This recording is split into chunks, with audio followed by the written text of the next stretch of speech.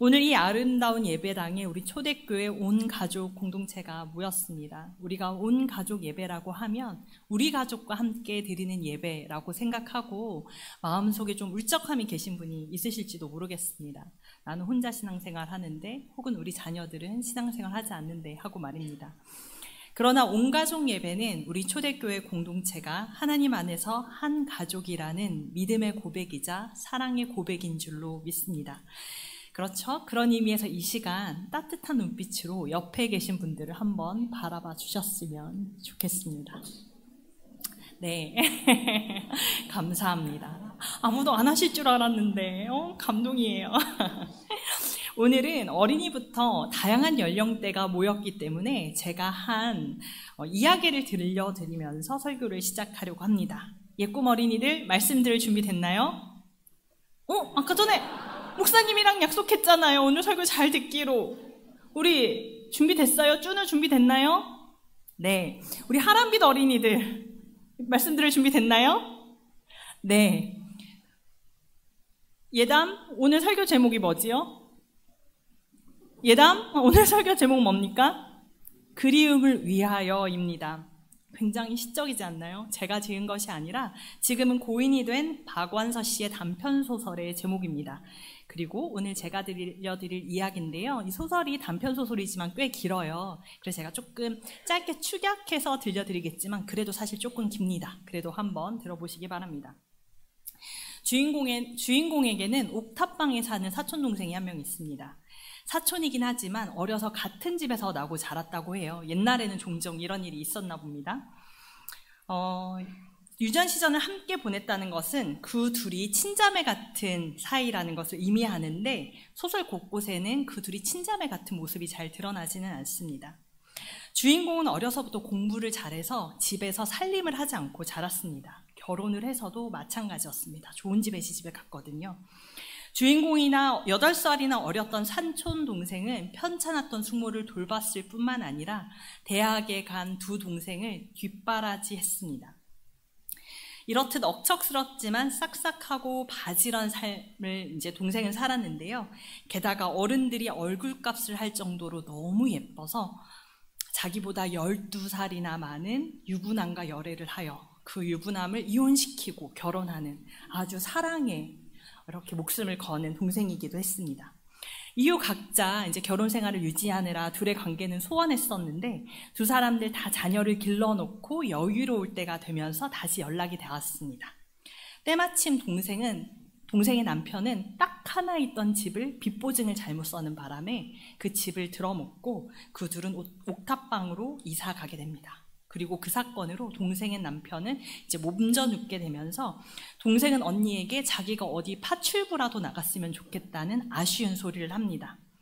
때마침 주인공도 자신의 딸이 뒤늦게 아이를 낳고 학위를 하겠다고 하여가지고 손주를 자기에게 전적으로 갖다 맡긴 터라 남에게 소개시켜 주고 말고 할 것이 없었습니다.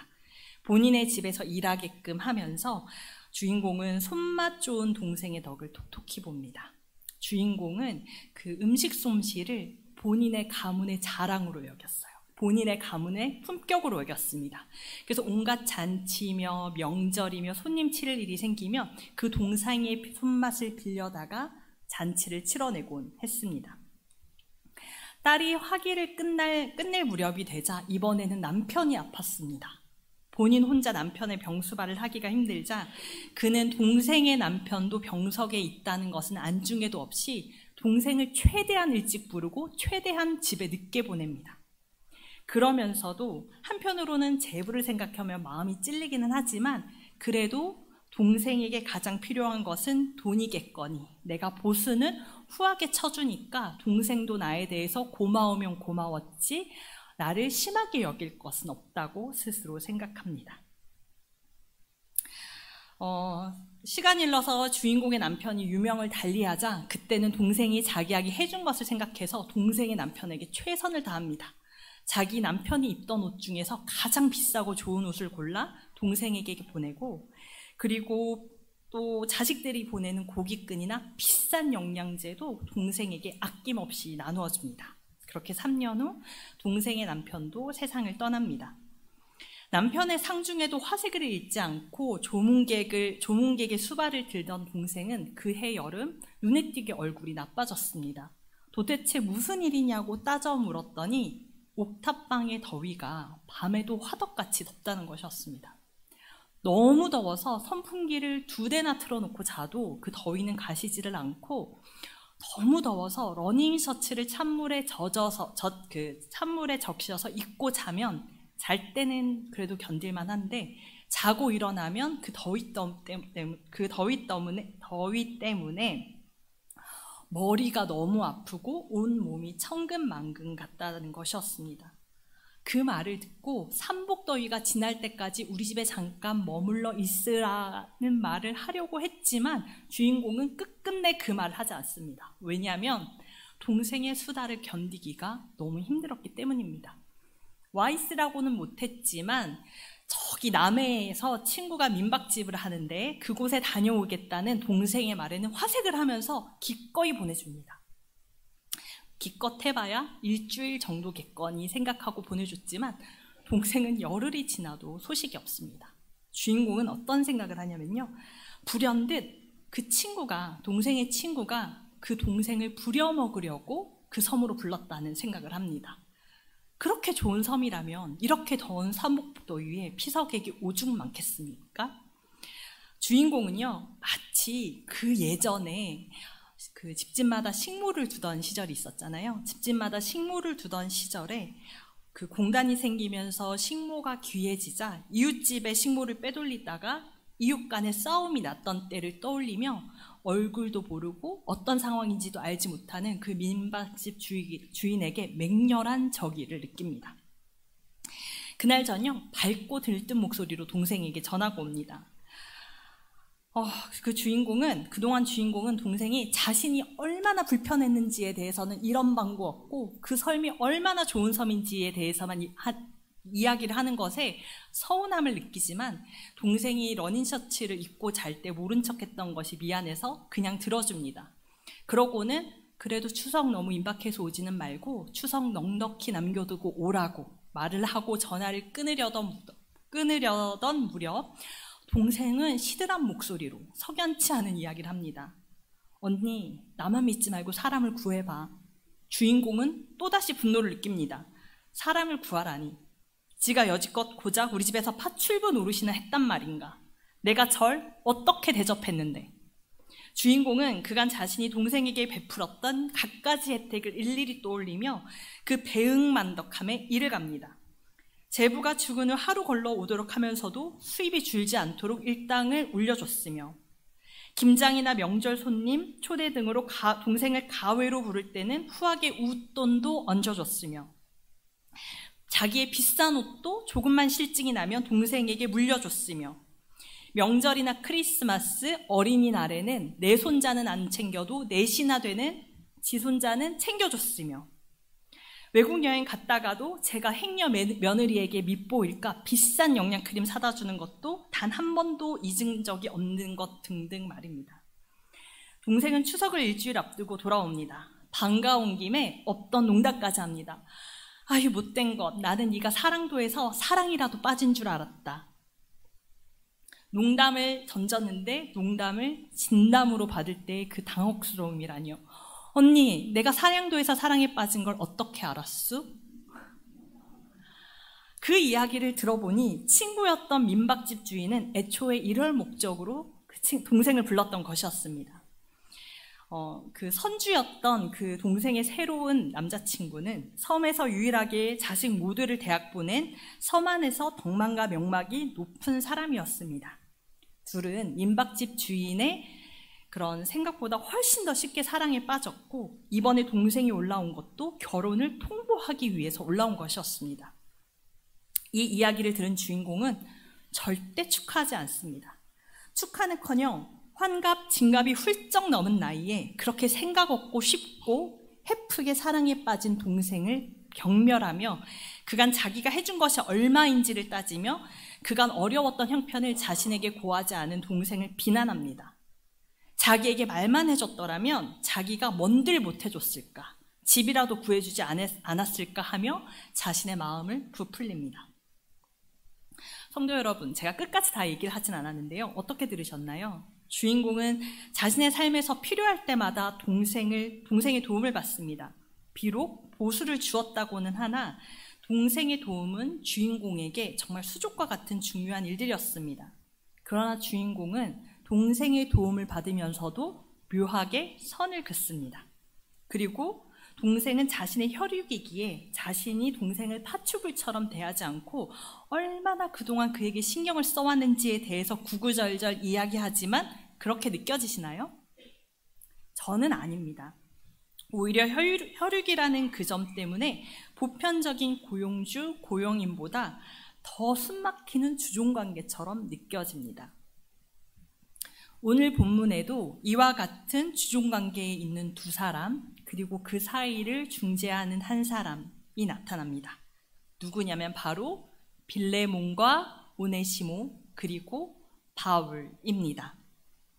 빌레몬은 골로새 지역에 사는 사람이었는데 2절에 따르면 골로새 그리스도인들은 그의 집에 모여서 예배를 드렸다고 합니다. 이는 그의 집이 성도들이 모여 예배 드릴 만큼 컸다라는 것을 의미하고 그만큼 그가 부유한 사람이었다라는 것을 나타냅니다. 더욱이 2절에 나오는 아비아는 그의 아내로 또 아키포는 그의 아들로 보는 견해가 일반적인데 그렇다면 그의 가정은 그리스도인이라면 누구나 한 번쯤 만나보고 싶고 교제하고 싶은 아주 모범적인 가정이었을 것입니다.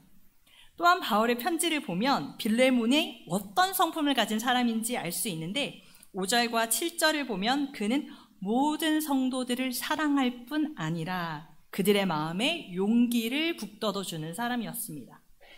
자신의 집을 교회로 내어줄 만큼 큰 믿음에 부인은 말할 것도 없고 자식까지 믿음이 신실한 데다 본인의 성품까지 완벽한 아주 모범적인 그리스도인이었습니다.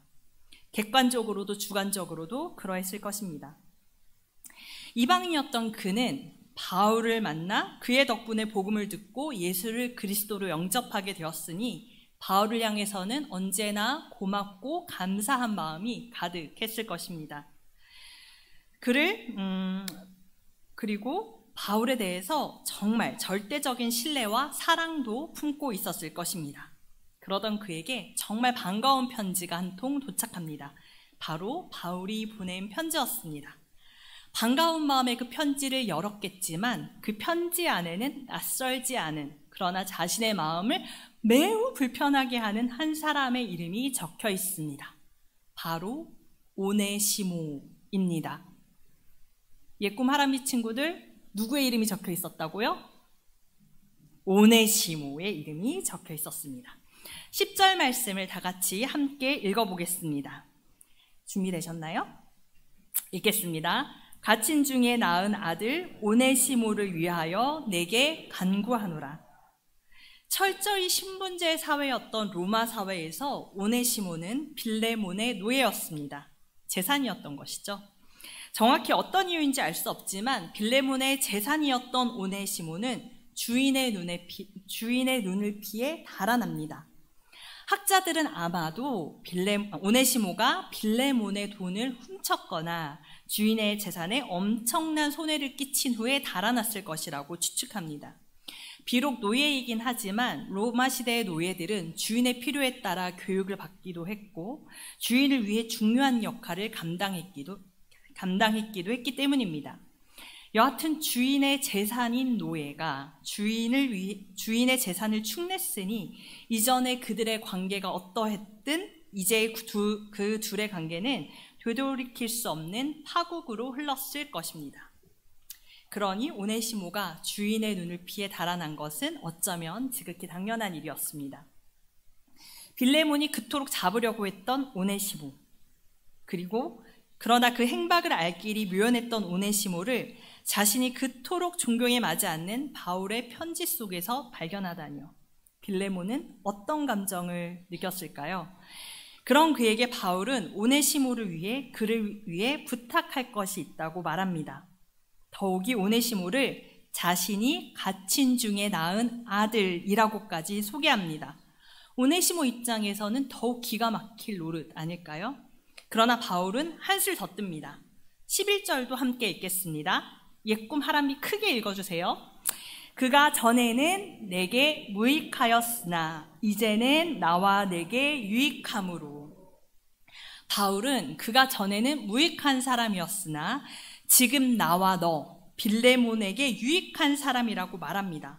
자신에게 큰 손해를 입히고 자신을 기망하고 도망간 노예가 어떻게 자신에게 유익한 사람이라는 것일까요? 이 문장 11절에는 한국어에서는 드러나지 않는 언어 유희가 숨겨져 있습니다. 유익과 무익이라는 두 단어에 집중하셔야 되는데요. 무익한 사람에 해당하는 헬라어는 아크레스토스입니다. 아는 부정어라고 해요. 그러니까 아는 조금 떼어놓고 생각하면 크레스토스라는 단어인데요. 우리가 아는 단어랑 조금 비슷하지 않나요? 크레스토스? 크게 얘기해 주세요. 정답입니다. 맞습니다. 크리스토스, 그리스도죠. 실제로 이 당시 사람들은요, 이 발음하고 에 발음을 혼용해서 썼다고 합니다. 그러니까 아크레스토스, 무익하다는 말의 의미는 실제로 그가 빌레몬에게 손해를 끼쳐서 무익하기도 했지만, 문자적으로도 무익하긴 하지만 아크리스토스, 뭐죠? 그리스도를 모르는 사람이었다라는 것을 내포하기도 합니다. 그런데 지금은 어떤가요? 아크리스토스, 무익했던 사람이 유크레스토스, 다르게 발음하면 유크리스토스라고 합니다. 유크레스토스는 유익하다라는 뜻이거든요. 그러니까 크리스토스, 무익했던, 예수 그리스도를 알지 못했던 오네시모가 지금 유크리스토스가 되었다는 것은 바울 자신을 만나고 예수를 그리스도로 영접하고 복음을 받아들였다라고 말하고 있는 겁니다. 더 나아가 이러한 예수 그리스도의 복음을 영접한 오네시모가 우리 기독교 공동체 안에서 정말 너무너무 중요하고 유익한 존재가 되었다라고 말하고 있는 것입니다. 이 언어 유희가 정말 놀랍지 않나요? 진짜 대머리면 어떤가요? 이렇게 멋진 말을 하는 걸요. 네, 하나 더 재미있는 사실을 말씀드리면 혹시 오네시모의 이름 뜻이 무엇인지 아시나요? 오네시모? 바로 유익하다라는 뜻을 가지고 있다고 합니다. 바울은 어쩌면 이 이름 뜻에 착안하여 앞서 말씀드린 언어 유희를 사용했던 것 같습니다. 참고로 오네시모는 당시 로마인들이 노예들에게 흔히 붙였던 이름이라고 해요. 어차피 내 노예니 이왕이면 쓸모없는 것보다는 쓸모 있는 것이 낫겠지라고 생각해서 사실은 약간 비하적인 의미를 가지고 있는 이름이었다고 합니다. 하지만 예수 그리스도를 만나고 그의 존재가 완전히 뒤바뀝니다. 오로지 상전인 주인을 위해서만 쓸모 있는 존재가 아닌 예수 그리스도 안에서 복음을 위해 귀하고 유익한 존재로 존재론적인 변화가 이루어진 것입니다. 실제로 빌레몬서 이후에 바울이 쓴 골로새서에 보면은 그를 가리켜, 오네시모를 가리켜 이렇게 표현합니다. 신실하고 사랑받는 형제라고 말입니다. 그뿐만 아니라 성경을 연구하는 어떤 학자들은요, 바울이 빌레몬에게 그를 용서할 뿐만 아니라 자신의 곁에 있도록 부탁하는 이유는 단순히 오네시모가 바울 자신의 시종을 들게 하게끔 하는 것이 아니라 더 나아가 바울이 추후 다시 전도 여행을 떠날 때 오네시모를 예전 디모데가 그랬던 것처럼 자신의 전도 여행의 동력자로 삼으려고 했다고도 말합니다. 바울이 수많은 이들에게 그 복음을 전했지만 아들이라고 부른 사람은 셋밖에 없거든요. 목회자의 역할을 감당하고 있는 디모데와 디도, 그리고 오늘의 주인공 오네시모, 이렇게 셋뿐이기 때문에 그렇게 주장하는 것 같습니다. 이유야 무엇이든 정말 매력적인 해석일 뿐 아니라 일리 있는 해석이라는 생각이 듭니다. 그런데 저는 빌레몬서를 읽으면서 늘 이해가 되지 않는 부분이 있었습니다. 성도님들께서는 어떠셨는지 모르겠는데요. 저는 이런 부분이 늘 의문이었어요. 우리가 앞에서 설명드린 것처럼 빌레몬은 너무너무 성품도 훌륭하고 예수 그리스도의 사랑으로 감화된 사람이었는데 왜 그의 종 오네시모는 그의 주인 빌레몬에게 있을 때 예수를 그리스도로 영접하지 않았을까 하는 의문입니다. 앞서 말씀드린 것처럼 로마 시대의 노예는 주인의 삶에 아주 밀접하고 깊숙이 연관되어 있었습니다. 주인의 재산에 피해를 끼치거나 주인의 돈을 훔칠 정도로 그 사정을 잘 아는 노예였다면, 그리고 빌레몬이 따르고 믿는, 심지어 그 가정에서 예배까지 드리는 정도로 예수에 대해 드리는 가정이었다면 오네시모는 분명 예수에 대해서 들어본 경험이 있지 않았을까요? 더욱이 그의 주인인 빌레몬은 바울뿐만 아니라 골로새 지역에 있는 성도들에게 사랑과 믿음이 대단하다고 칭찬받는 사람이었는데, 그런 빌레몬 수하에서 일했던 오네시모가 그리스도인이 아니었다는 것은 저에게 늘 의문이었습니다. 어쩌면 노예라는 지극히 당연했던 사회적 제도에 가로막혀 오네시모가 베푸는 그리스도의 사랑의 대상은 자신의 가족이나 성도, 그리고 자신과 비슷한 로마 시민 정도에게 국한되어 있었던 것은 아닐까요? 주석을 보면 당시 노예들이 어떤 대접을 받았는지 좀 알 수 있는데요. 대략 이렇습니다. 주인의 머리를 마음에 들지 않게 손질했다는 이유로 매를 맞거나, 주인의 심기를 거스르는 말을 했다는 이유로 혀가 잘리거나, 주인이 남편에 대한 화풀이로 노예를 때린다거나 하는 것이었습니다. 이렇듯 노예를 우습게 여기는 일들이 다반사였다고 하니 당시 로마 시민들이 노예를 어떻게 생각했는지는 더 말하지 않아도 충분할 것입니다. 이런 맥락에서 본다면 노예라는 존재는 적어도 로마 시민들에게 있어 복음 전도의 대상은 아니었을지도 모르겠습니다. 사랑의 대상도 아니었을지도 모르겠습니다. 사도인 바울과 성도들에게 칭찬받는 빌레몬에게도 그랬을 수 있겠죠. 그런데 16절에 따르면, 오늘 말씀입니다, 바울은 빌레몬에게 오네시모를 종 이상으로, 사랑받는 형제로 여겨달라고 합니다. 우리말로는 단순히 종 이상으로 번역되었지만 이상으로 이 번역된 단어의 원래 의미는 좀 더 의미가 깊습니다. 공간적인 차원의 의미를 넘어라고 한다고 해요. 이것을 조금 더 뉘앙스를 살려서 표현한다면 초월이라는 단어가 좋을까요? 아니면 좀 뛰어넘어라는 단어가 좋을까요?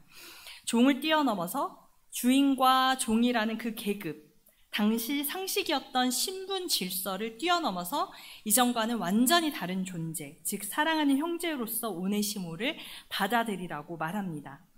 이것은 당시 사람들이 갖고 있던 보편적인 생각, 상식, 통념을 뛰어넘는 것이었습니다. 빌레몬에게도 마찬가지였겠죠.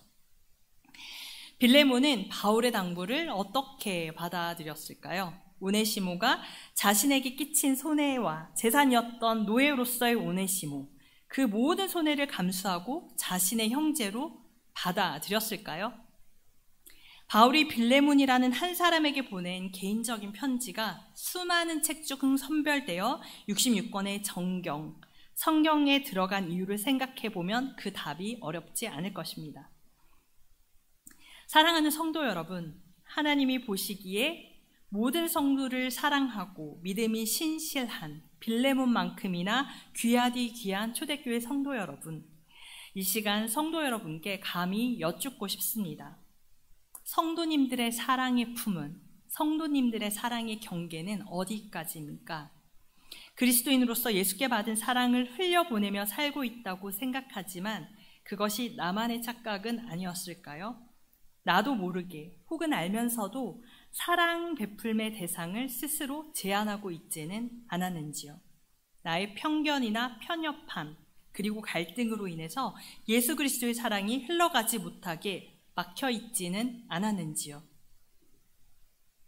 내 사랑의 대상이 우리 가족, 우리 교회 등 우리에게만 국한되어 있지는 않은지, 마땅히 사랑받을 만한 사람에게만 사랑을 베풀고 있지는 않았었는지요? 사랑받기에 마땅한 사람은 내가 사랑하지 않아도 그 누구나 다 사랑합니다. 그리스도의 사랑을 받은 우리가 사랑해야 할 대상은 그런 범위 밖에 있는 사람들입니다. 다시 이 편지, 빌레몬서에 대해서 잠깐 이야기하겠습니다. 25절로 이루어진 이 편지, 사실 바울이 마음만 먹으면 두세 절로도 끝낼 수 있습니다. 사도된 나 바울이 사도의 권위로 너에게 명한다.